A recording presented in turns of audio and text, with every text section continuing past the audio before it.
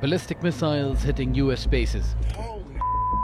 Drone strikes taking out Iranian generals. Hashtags of World War III started trending as the US and Iran took military action against each other. But all of that was happening on Iraqi soil. A theatre of war once again caught up between a regional giant and a military superpower. We caught him in the act and terminated him. The US president is adamant that General Qasem Soleimani posed an imminent threat, which was contradicted by Iran and the Iraqi prime minister. این قدرت را دارد، این توان روحی را دارد. It was all triggered by an attack on an airbase in Kirkuk, which killed a US contractor. In retaliation, the US military targeted Kataib Hezbollah, or Hezbollah Brigades group, on the Iraq-Syria border, killing 25 fighters. In the aftermath, the US embassy in Baghdad was surrounded by Kataib Hezbollah and other Shia militias under the umbrella of Iraq's Popular Mobilization Forces, or PMF. Just days later, US drones targeted and killed Iran's General Soleimani and Iraq's Abu Mahdi al-Muhandis, a powerful leader of the PMF who was seen leading the US embassy attack. Iran vowed revenge and its ballistic missiles targeted US bases in Iraq.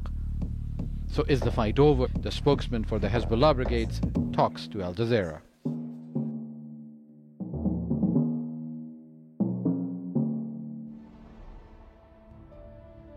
The allegation is that Qasem Soleimani chose Kataib Hezbollah because you have hardened training in Syria, you can operate drones, and you were going to launch attacks on US and coalition troops in Iraq and Syria.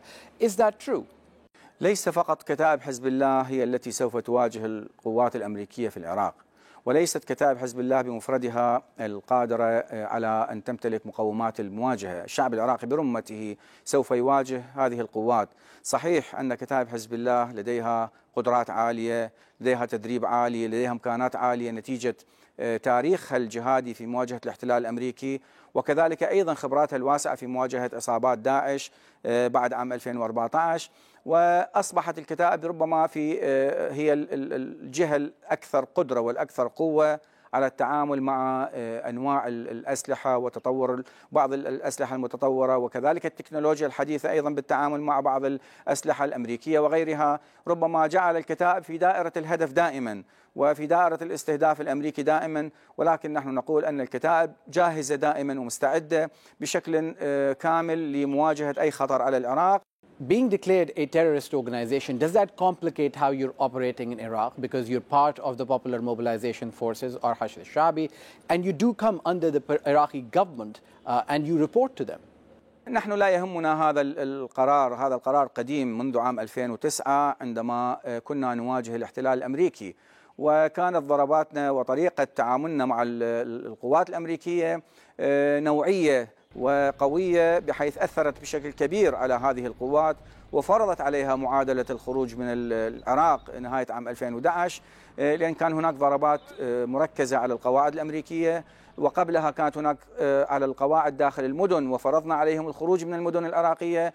ولذلك كانت الكتائب مؤذية بشكل كبير للجانب الأمريكي، فوضعت عام 2009 على لائحة الإرهاب واستمر لحد الآن على هذه اللائحة. وهذا لا يهمنا حقيقة. نحن ما يهمنا هو أبناء شعبنا وماذا ينظر أبناء شعبنا لكتائب حزب الله، وما هو هدفنا وكيف قدمنا لأبناء شعبنا من التضحيات والشهداء، وقدمنا الشيء الكثير من أجل أن نحفظ وحدة العراق. كل العراق نحن قاتلنا في الموصل، والموصل هي في التوصيف العام هي ليست شيعية، وكذلك أيضا في الأنبار وفي الرمادي وفي كثير من المدن الأخرى فيها أكراد، فيها مسيحيين، فيها أزيديين. قدمنا الشهداء وحررنا العراق لأجل تحرير العراق، وليس لأهداف لا هي إيرانية ولا هي أهداف ضمن إطار المذهب الشيعي. ولذلك نحن نعد أنفسنا قوة عراقية تشكل رصيد لأبناء الشعب العراقي.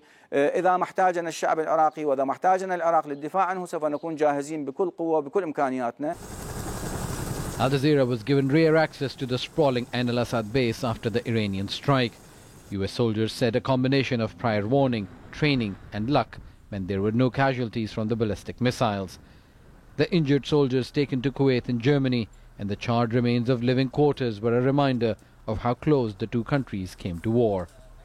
Iraqis feared another US death can spark a chain reaction of attacks and counterattacks. The US has superior firepower, and Iran has been for a ground attack at the Ain al-Assad base.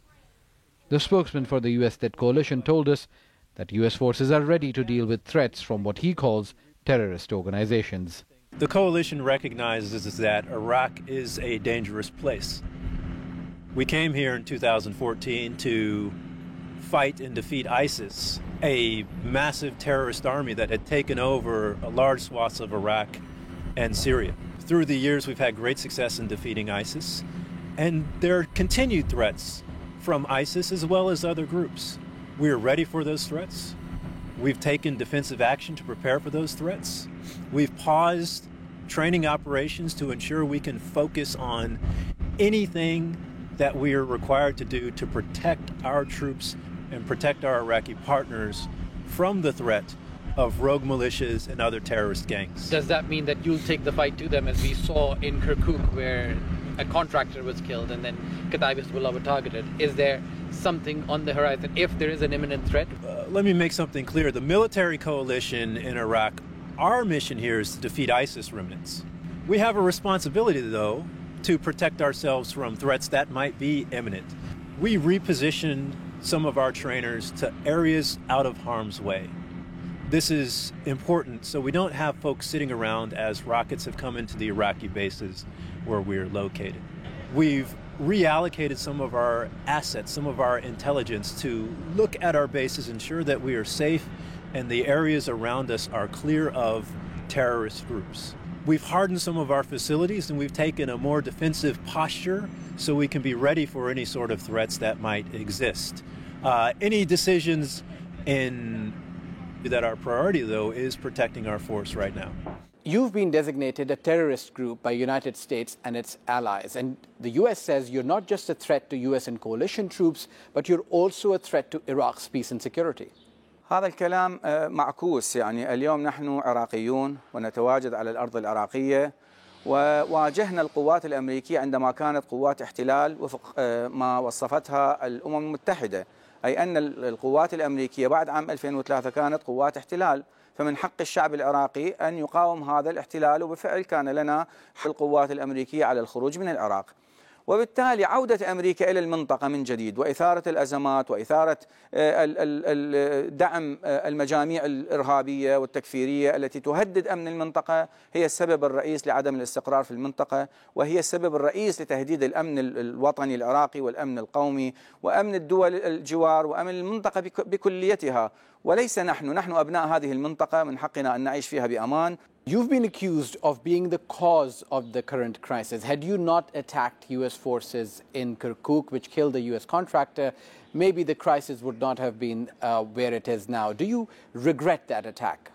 الولايات المتحدة عملت طيلة الفترة الماضية على خلق ذرائع لضرب الحشد الشعبي ولضرب كتائب حزب الله.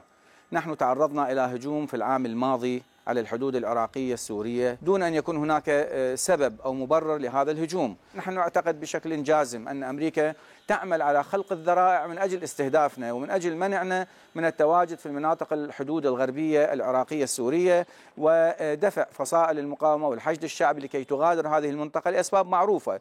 وبالتالي ما جرى في كركوك هو محاولة أمريكية لخلق هذه الذريعة، وبالفعل قامت بعدوان كبير جدا على قواتنا التي تدافع ضد عصابات داعش في الحدود العراقية السورية، ونتيجة لذلك كان يعني الأزمة التي حصلت نتيجة العدوان الأمريكي على قواتنا في الحدود العراقية السورية، وليس نتيجة ما تدعي أمريكا أنه هجوم على قاعدة الكيوان في كركوك.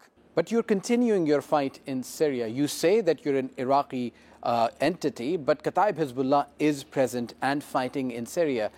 Isn't that why you were targeted on the Iraq-Syrian border as well?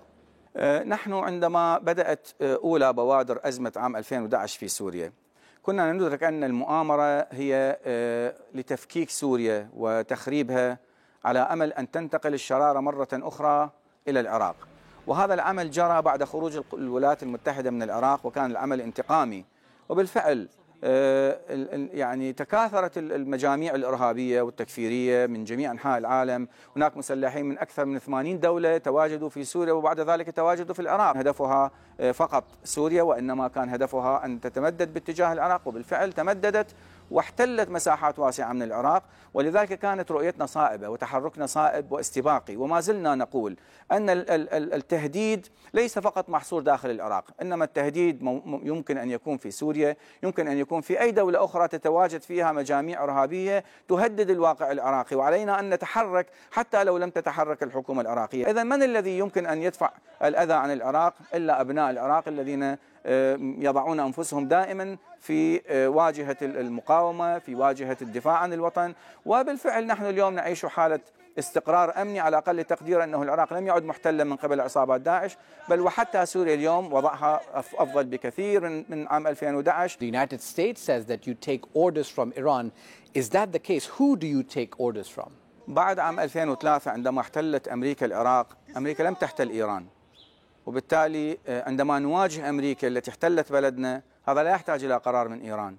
وعندما دخلت داعش إلى العراق وبالتالي من الذي يواجه القوات داعش ومن يقف وراء داعش؟ هم أبناء العراق. ولكن أمريكا بعد كل فشل لكل مؤامرة من مؤامراتها تدعي أن القرار هو قرار إيراني وأننا نقاتل بالنيابة عن إيران. الموضوع بالنسبة للولايات المتحدة وضعت نفسها في مأزق كبير، هي لا تدافع عن مصالحها بقدر ما تدافع عن إسرائيل، يعني أن أمريكا تتخذ قرارها من القرار الإسرائيلي وتدافع عن إسرائيل بحرب بالنيابة، ولسنا نحن من يحارب بالنيابة عن إيران، نحن ندافع عن بلدنا، ندافع عن وطننا، ندافع ضد التهديدات، وبالفعل قاومنا الاحتلال الأمريكي وقاومنا داعش الذي هو تهديد كبير. كل العالم أقر بأنه تهديد عالمي ليس فقط على العراق وإنما على كل دول المنطقة وعلى كل دول العالم، وبالتالي هذا لا يحتاج إلى قرار إيراني، يحتاج إلى تعاون، يحتاج إلى مساعدة. نعم بالتأكيد تعاونت معنا إيران وساعدتنا إيران في الوقت الذي لم يساعدنا لا أمريكا ولا أي دولة عربية في مواجهة عصابات داعش أو أي تهديد تعرض له العراق. Who leads Kataib Hezbollah? You don't seem to have a leader. Who are you taking orders from? نحن في كتائب حزب الله نهتم بالأهداف.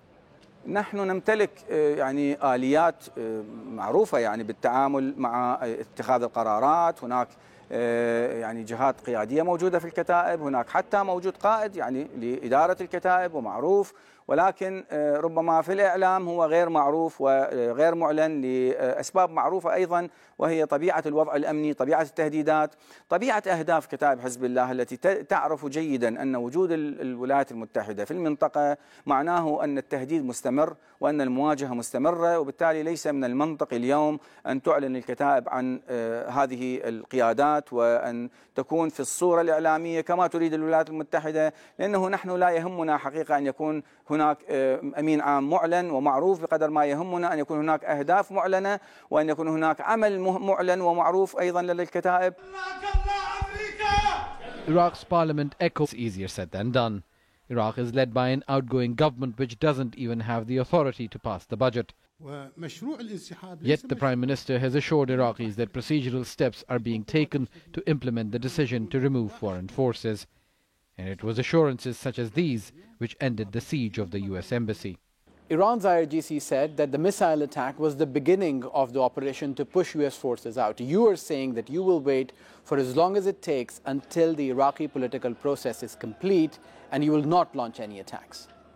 نحن نمتلك الإرادة الكاملة لمقاومة أي احتلال للعراق ومقاومة أي وجود عسكري غير شرعي في العراق، ولجأنا إلى عدة أساليب من أجل الضغط على هذه القوات لكي تخرج من العراق، وكان آخرها تظاهرة شعبية وتواجد أمام السفارة الأمريكية، ثم بعد ذلك ضغطنا على البرلمان العراقي والحكومة العراقية، والشعب العراقي أيضا ضغط بشكل واضح وكبير من أجل استصدار هذا القرار المهم والتاريخي الذي يفرض على هذه القوات أن تغادر. نحن كمقاومة جاهزون لكل ظرف ولكل معطى جديد، ربما تتغير كثير من المعطيات على أرض الواقع، فنحن جاهزون لهذه المعطيات، ولكن كما قلنا بالنتيجة نحن نحترم الخيار السياسي والدبلوماسي الحالي وننتظر ما هي نتائج هذه الضغوطات التي يمكن أن تحصل وما هي نتائج الأسلوب الرسمي والدبلوماسي الذي تنتهجه الحكومة العراقية. So as long as it takes, even if it takes a year for the political process to complete, you're saying Kataib Hezbollah will not attack US and coalition forces?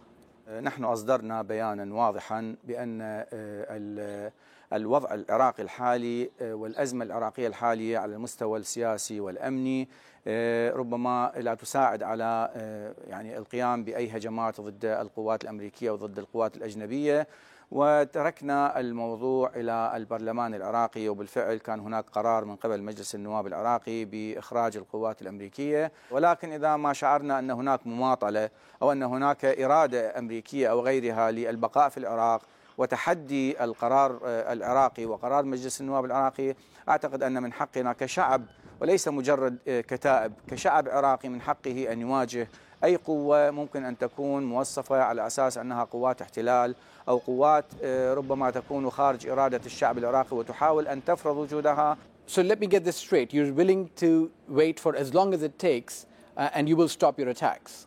نحن يعني ننتظر ونراقب طبيعة يعني المباحثات وطبيعة الإجراءات الحكومية، ونحن بالنتيجة سوف نحترم إرادة الحكومة العراقية على أقل التقدير عندما نفهم طبيعة النوايا لأمريكا أو لغيرها، أنه هل هي تتحدى الإرادة الشعبية العراقية أم لا هي تستجيب ولكن تحتاج إلى وقت معين. حتى هذا الوقت نحن جربنا مع الجانب الأمريكي بعد عام 2003 عندما بدأ التفاوض مع الحكومة العراقية، نحن كنا نضغط من جانب كمقاومة، والحكومة العراقية أيضا والمفاوض العراقي كان يعتقد أن أمريكا ليس من مصلحتها البقاء في العراق. ISIL has been defeated, mission accomplished. There's no point in having coalition troops on Iraqi soil. Where does the coalition stand now? We've seen our partners in Iraq and the Iraqi security forces taking the fight directly to ISIS remnants. In the past week, the Iraqi security forces have conducted significant ground clearance operations in North Baghdad, as well as in areas around Kirkuk. And those operations continue week in and week out. We see the Iraqi Army, the Counterterrorism Service, as well as the Iraqi Air Force taking the fight to ISIS because ISIS remnants remain a threat. There's no doubt that there are some ISIS near the Karachok Mountains, the Hamran Mountains, and in some places in Anbar and the Nineveh Plains. The only way to keep ISIS from resurging is to apply constant pressure. Through the past 5 years, the coalition has trained tens of thousands of Iraqi security forces, They're more capable than they've ever been, and we can see this capability by the initiative that the Iraqi Army and the Iraqi security forces, the federal police, the things that Iraqis are doing to take the fight to Daesh on Iraqi soil. And this mission has always been an Iraqi mission. The coalition has been here at the invitation of the government of Iraq to partner with Iraqi security forces so that together we can beat ISIS. The question is that they're saying you're no longer needed. ISIL has been defeated. The Iraqi government and Iraqi security forces, like he said, are very much capable of handling it themselves. The mission has changed. According to the Iraqi Prime Minister, now the coalition is having to protect itself, and the Iraqi forces have an additional responsibility of protecting the coalition against attacks from within Iraq and outside of Iraq. So why are you here? We're still partnered with and collaborating with the Iraqi security forces at operations centers and provinces around the northern part of the country. The Iraqi security forces, the Ministry of Defense, has press releases that go out weekly about their operations against ISIS remnants. And we see these operations, we see the success, the capture of ISIS members, finding bed-down locations, Iraqi F-16s conducting airstrikes. This happened last week, the week before that, and until there's no more ISIS, we're certain that our Iraqi security force partners are going to continue punching ISIS wherever they find them. The coalition remains in Iraq at the continued invitation of the government of Iraq because we share a common goal of defeating ISIS remnants and pause the training that we normally conduct for Iraqis at places like Camp Al-Assad Air Base in order to protect our force from continued threats. We've seen that rockets were fired at Balad Air Base. This is security forces. We don't know why this is happening, but we know that as a coalition, we're going to protect our troops, protect our people, move them out of harm's way until the security situation enables us to get back to our core mission of partnering with Iraqis, training them, and conducting missions to defeat ISIS remnants.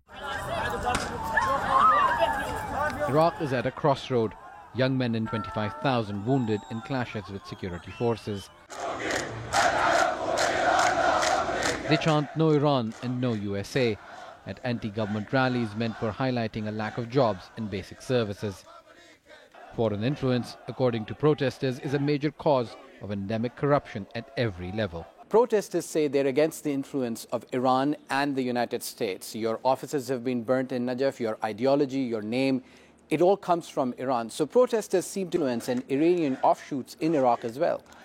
أولا المتظاهرون العراقيون لم يخرجوا لمواجهة لا ما يعرف أو يسمى بالنفوذ الإيراني، ولا ضد الحشد الشعبي، ولا ضد المقاومة، ولا ضد أي مسمى من هذه المسميات التي تدعي أمريكا أنها ضمن الإطار الإيراني. المتظاهرون خرجوا من أجل مواجهة الفساد، من أجل الوصول إلى مرحلة أن تكون هناك حكومة قادرة على أن تدير البلد بشكل جيد، أن تقدم للشعب العراقي الخدمات، وتقدم للشعب العراقي البنى التحتية الجيدة والسليمة، وأن تقدم له كل ما يحتاج في جميع مجالات الحياة. ولكن تم حرف هذه التظاهرات من قبل أطراف خارجية، وبدأت ترفع شعارات تتناسب مع الطرح الأمريكي، لأن الولايات المتحدة التي دائما ما تعلن هذا الهدف وما زالت تعلن أن معناه إخراج الحشد الشعبي وحل الحشد الشعبي وتفكيكه، وكذلك أيضا أي فصيل من الفصائل التي تدعي أمريكا أنها ضمن التحالف الإيراني. إذن الموضوع تحول بشكل واضح وجلي من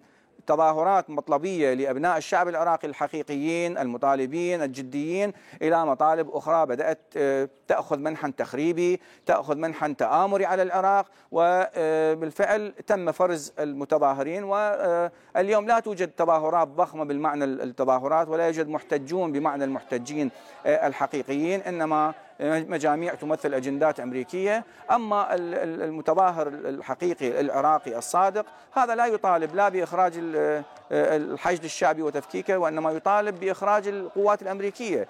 وبالفعل سوف تخرج تظاهرات مليونية بعد أيام للمطالبة بإخراج القوات الأمريكية من العراق. فهل تحترمها أمريكا؟